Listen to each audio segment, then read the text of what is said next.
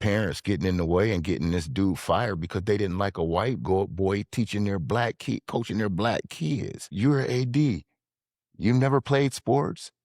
Don't you know parents stay mad? I think he's won probably the third most girls in KZ girls basketball in the last 20 years history or what have you.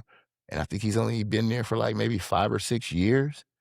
And again, put out a couple D1s.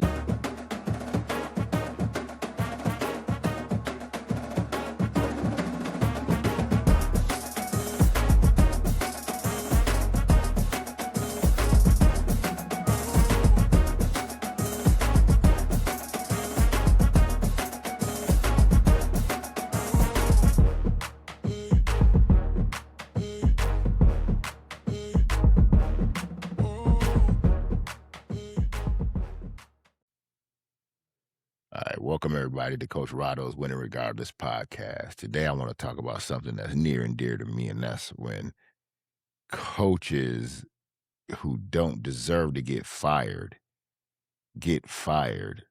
and it's strictly, in my opinion, based on the parents of the kids. The school that we got around here, it's actually my producer's mom's the principal of the school.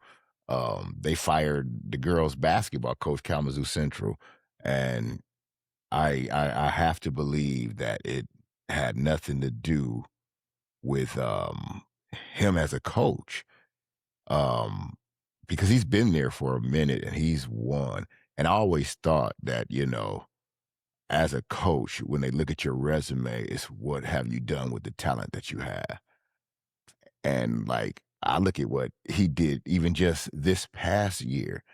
He took a team that had, I think, 2 seniors, 2 juniors, and the rest were sophomore and freshmen, and they won the district. Weren't even supposed to win but 3 games, and they won the district. I'm talking about a guy who knew how to work with what he had.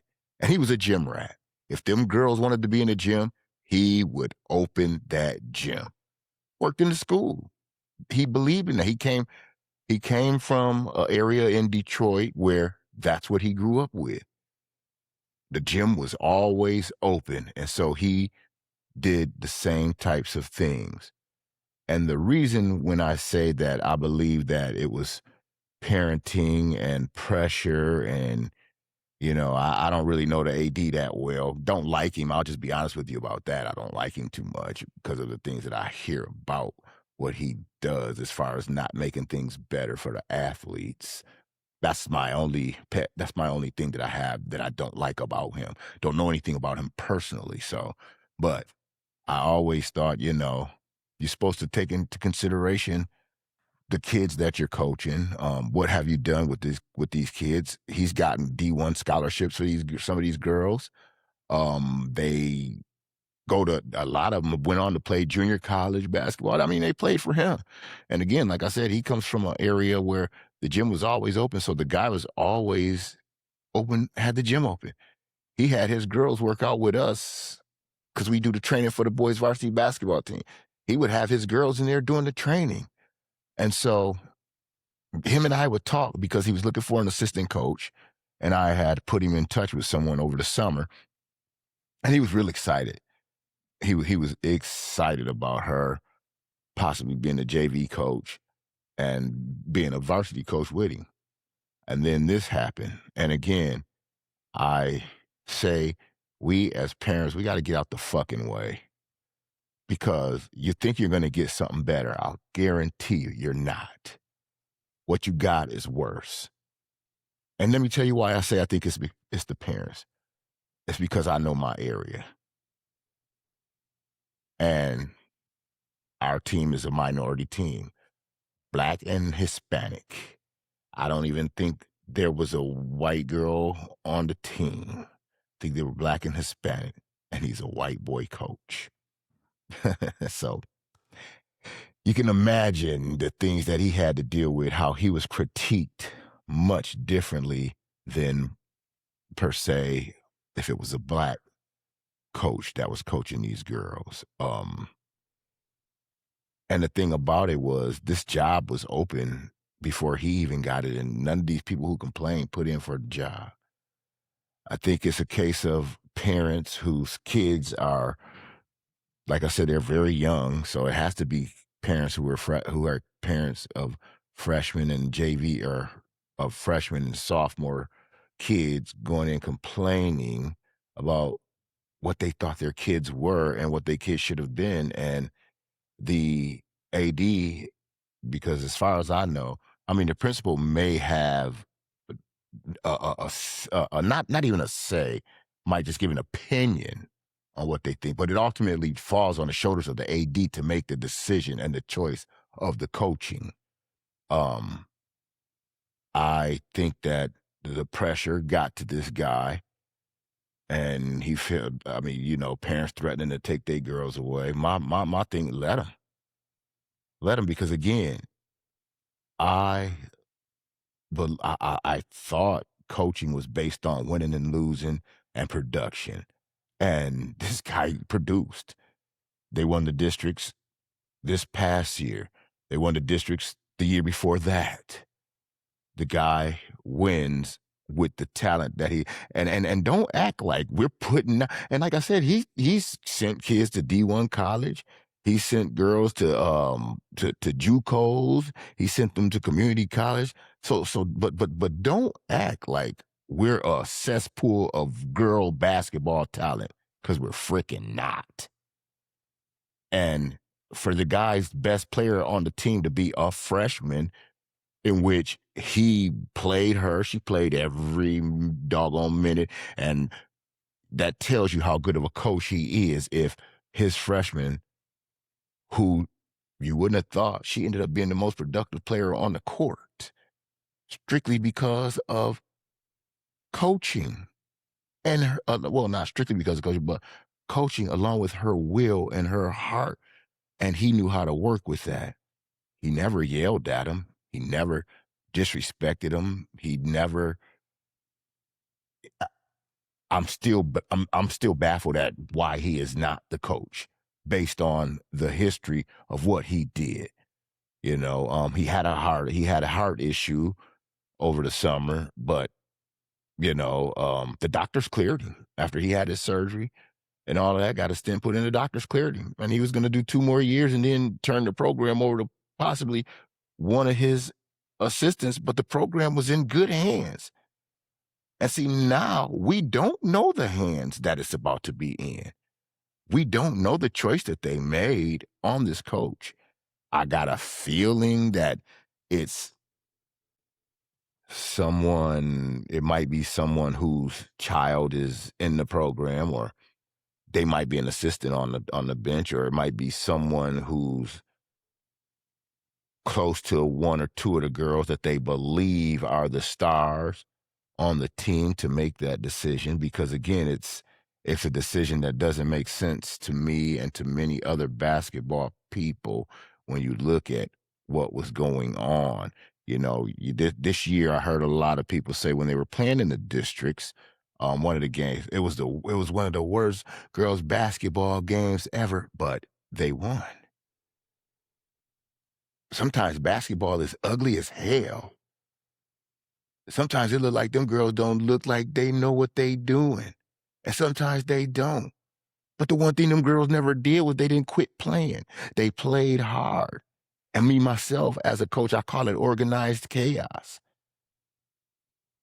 Sometimes it's going to be ugly, especially when you're dealing with most of your girls' first time being on that high school stage, the frickin' districts. They just came from middle school. What do you expect? They ain't been on varsity for 3 years, and now we should be a well-oiled machine? Because I tell you what, some girls and boys team that's been on varsity for 3 years still don't look like well-oiled machines. So that's an expectation that we put on the coach that is unacceptable. For the simple fact is, they don't even teach our middle school girls plays. They don't even coach our middle school girls the way that they expect them to coach these freshmen and these freshmen to play. People don't understand. He was starting from scratch, and this dude still won. This dude still won and lost his job. You, like the young kids say, make it make sense. It doesn't. It makes no sense to me, especially as a coach. Now, if he was abusive, but he's not, because I know the guy's is a super nice guy. He's a teacher in the school, so those two things were there. He always opened up the gym. If he cursed at the kid, he didn't curse at the kids. He didn't come to games drunk. He didn't go to practices drunk. So when my buddy who told me about it asked him what was the reasoning they gave him, they couldn't even give him a reason. You know, a legitimate reason, because you can't fire him because of a health issue. That's discrimination. There's a lawsuit right there. So again, the only conclusion I could come to is the pressure of the parents, in which I think it's some bullshit, because I come from where our AD would have told the parents kick rocks. You want to take your daughter to another school and think she's going to do better? That's cool. Go on ahead. Because this man is doing what we supposed to be doing here at this school, which is teaching these girls to be good people, be better basketball players, be accountable, and he's getting them to college. I'm very, very interested in seeing who this next coach is, what type of production they're going to get out of it. If they're even in the gym as much as this guy was. Coach Plunkett was in the gym religiously, even if there were only 2 or 3 girls. He'd be there until those 2 or 3 girls was ready to leave. I wonder if this new coach has that kind of dedication. Because here's the thing. This guy didn't have to go home to a family. All he had was basketball. That's the kind of coach that you want. That means he's putting in that work that his own kids aren't pulling away from. His wife isn't pulling away from. Nobody's pulling away from that work that he's putting in the gym with these girls. He was always there to open up that damn door for them girls. Even the boys. If he was there, the boys could come work out too. But of course, that's another story. They wouldn't show up. Because that's how our area is. They want to be the best, but they don't want to do what it takes to be the best. But back to the girls. It was when I heard about it, I was flabbergasted. I was shocked, and I was bewildered, because usually you can kind of sort of see when the writing is on the wall, but this guy, we couldn't see it, because again, he was winning. If you look at his record, he's a winner. I think he's won probably the 3rd most girls in KZ girls basketball in the last 20 years history or what have you. And I think he's only been there for like maybe 5 or 6 years. And again, put out a couple D1s and, some community colleges, some D2s. And it's so, if he was here, if the bar was here, I wonder where it's set now. And the thing about it is, you have to have a coach that's coming in now that's able to jump the bar that he already put up. And I don't really see any coaches around here on the girls' level that would do that, that could do that. So again, my only thing is parents getting in the way and getting this dude fired because they didn't like a white boy teaching their coaching their black kids. And it didn't look the way that they wanted it to look, not understanding your girl don't look the way that we want her to look. But you mad at the coach. You complaining to the AD and to the principal about the coach. I'm watching girls, and this is no lie. I'm watching girls who I know that these are some of the parents. I'm watching their freaking daughters come in as freshmen and sophomores and can't even dribble with their freaking left hand. Everything they did was right-handed. And these were the girls that everybody was talking about was sweet. And if you don't get out of here with that noise, you can dribble one-handed, but you sweet. You go to the hole all slow and wonder why it's getting beat up. But in middle school, because you was able to do that to where on a middle school girl, maybe one other girl on the other team could play basketball. The rest of them was just there because they were friends of the other girl. All of them were friends, and they wanted to go out. Why do you think the numbers are so low? Girls' basketball numbers are super low. You barely, that's why he had so many freshmen moved up. So, but I bet you that's another thing that they try to put on him. That ain't got nothing to do with him. That had nothing to do with the amount of girls that came out had nothing to do with him. The girls aren't good anymore. They don't work on their games anymore.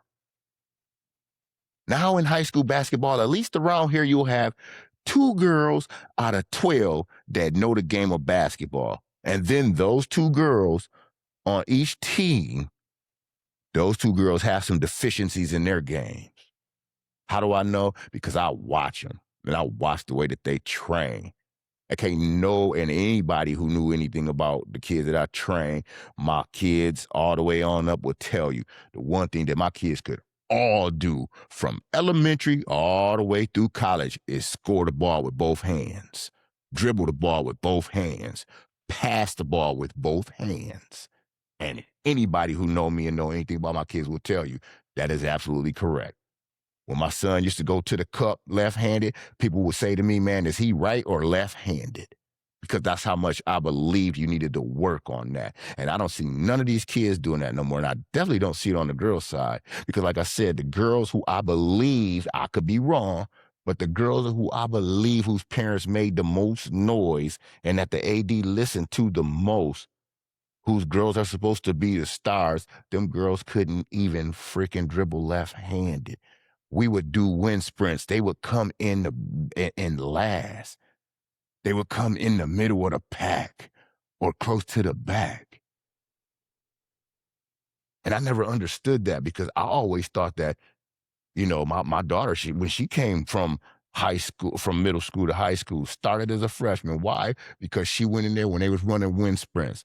She was right there with the first 4 and never tired. Running, working hard. Could already dribble left, came out to be the starting point guard.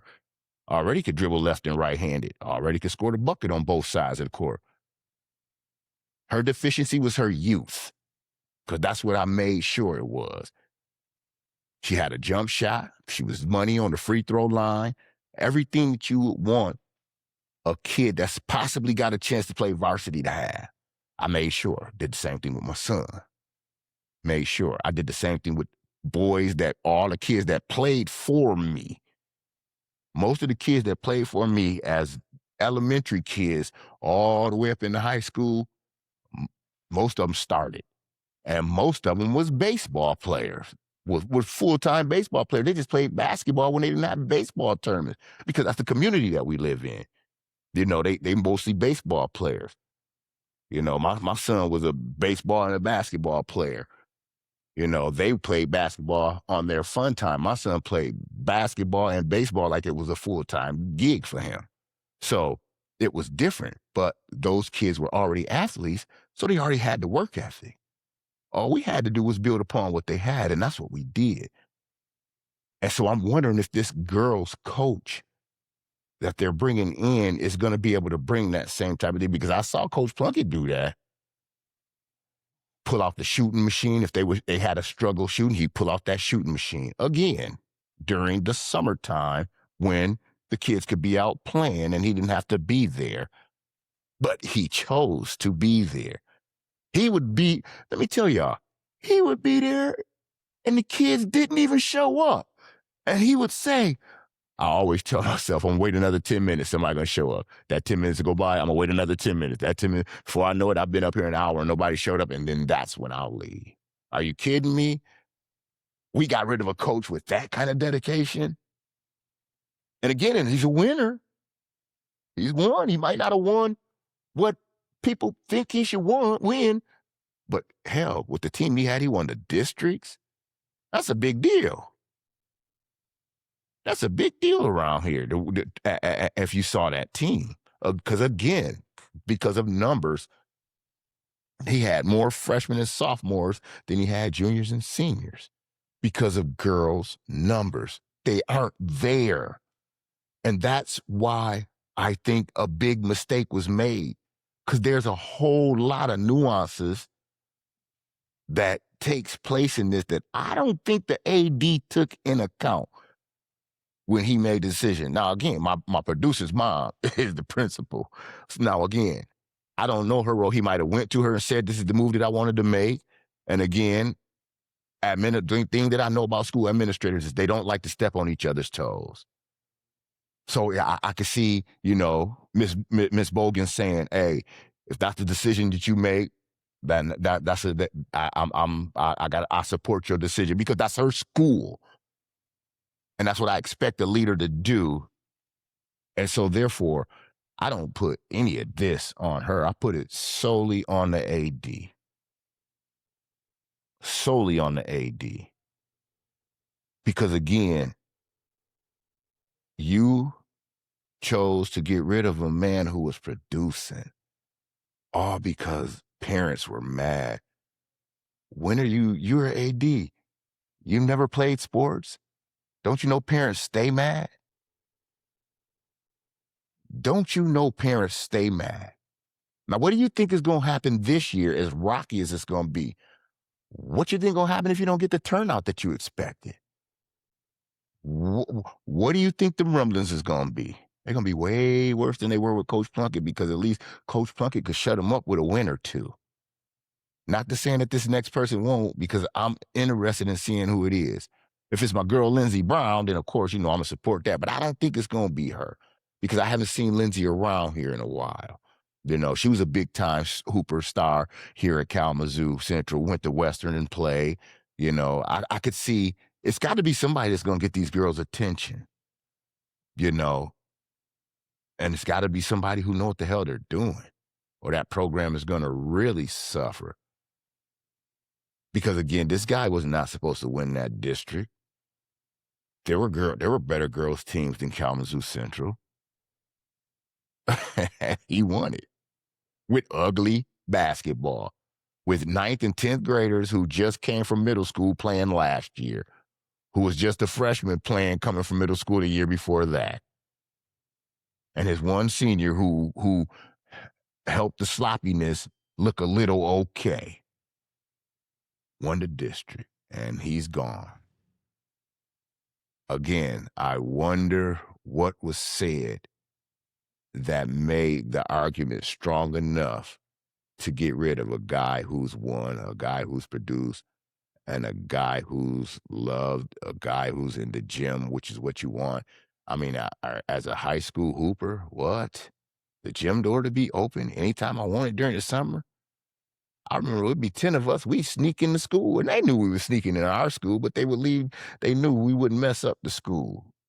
These kids don't even got to sneak. What? All you got to do is call coach, and coach will meet you there? Again, even if you on the boys' team, this is the kind of coach that we got rid of. I don't understand it.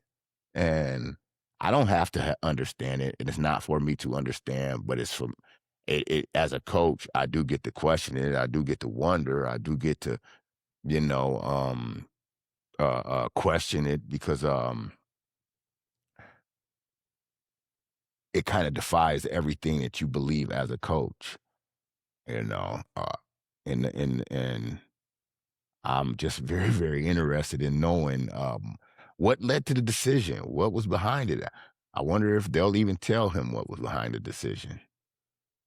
So, in closing, it's going to be a very interesting girls basketball season for Kalamazoo Central. I'm very anxious to see how it's going to turn out. I'm very anxious to see when we start summer workouts who's there. I want to see who's the coach. I want to see what girls are going to be there, because I know under Coach Plunkett they were there.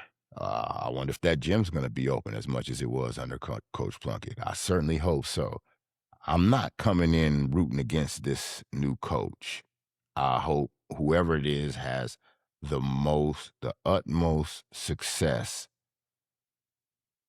and build upon the success that Coach Plunkett started, and don't see what he did as a failure. See it as a stepping stone. And if you can bring something to make it better, then you just add to it. But don't erase the whole thing, because he did some good things there. He made it a, a a program. Not that it wasn't before, but they always had a chance to win, and again, as a coach, that's what you want. And I hope this coach gets these girls up to every game that they walk in, they got a chance to win, because they can play basketball any way you want them to, and that's what he had them.